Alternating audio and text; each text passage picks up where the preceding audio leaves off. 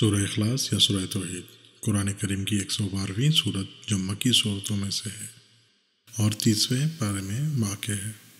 اس سورت کو اس لیے توحید یا اخلاص کا نام دیا گیا ہے کہ اس میں اللہ کی وحدانیت کا ذکر ہے اور انسان کو شرک سے نجات دیتی ہے۔ سورہ اخلاص کے لیے بہت فضیلتیں بیان ہوئی ہیں، جن میں سے ایک یہ کہ سورہ اخلاص ایک تہائی قرآن کے حکم میں سے اور 3 مرتبہ تلاوت کرنا ختم قرآن کے برابر ہے۔ شروع کرتا ہوں اللہ کے نام سے جو بڑا مہربان نہایت رحم والا ہے۔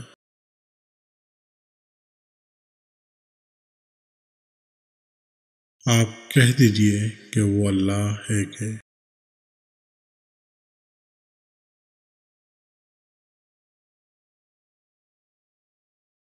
اللہ بے نیاز ہے،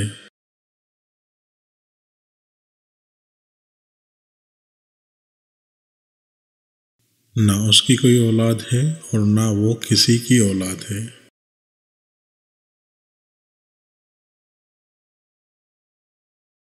اور اس کا کوئی ہمسر نہیں ہے۔